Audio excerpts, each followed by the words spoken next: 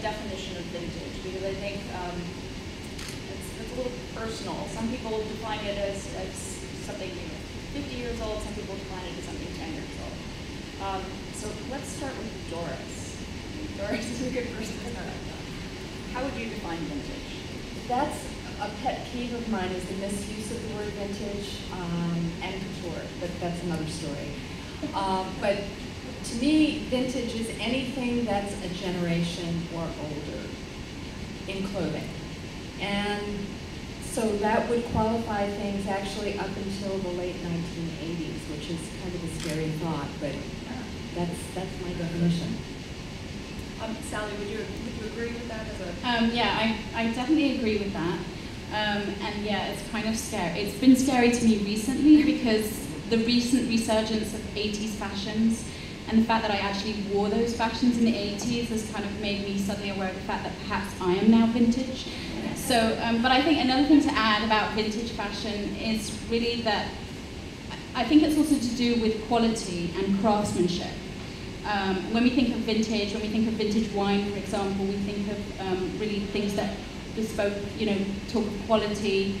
And I think that one of the reasons we look at vintage is because of quality and craftsmanship and looking at the way things were made in the past with a certain level of craftsmanship that we perhaps don't always have now. So I think that's part of it too. I don't know if Sue or Gloria would like to chime in. Do you think that fits the vintage definition for you? Or? Well, first of all, I don't think you're vintage, Sally. I think you're, have a long way to go. But I tend to agree with the idea that I think most people refer to vintage as anything 80s or older, but I'm now hearing about a lot of trends emerging from the 90s as a vintage trend.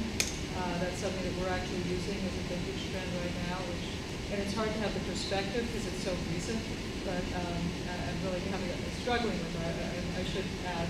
But for me, I have a personal definition of vintage, which is anything that's more than a few years old, because if a designer that I really like has, and this really only refers to high-end designer brands, but if they have sort of an iconic piece that's beautifully made and beautifully designed, and it's 5 years old, to me that's a vintage piece. And I think I use the definition more like one uses it to refer to good wines, where it's just a really wonderful vintage.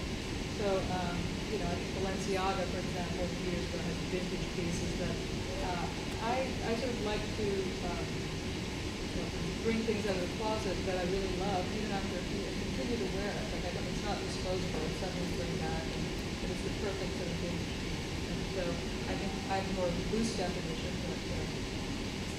And then, Sue, when you were reworking vintage, were you looking for a specific era, or were you just looking for details? I think I was just really looking for something that is really beautiful, and I think a lot of vintage is that. For me, vintage personally means something that's old, but it really has a lot of soul, has a lot of soulful qualities, which to me, something in modern times does not have, because it's expedient, it's fast, it's quick. It's sort of like we live in this very instant, sort of society where, we have instant food and we need instant gratification to everything. So vintage to me means it's informed by a certain quality, which is something that we're lacking or missing in the world today. And then I want to also add that the best of vintage becomes a classic. Let's say the best of any era becomes iconic, and it becomes, the best of that period, and it becomes recognizable.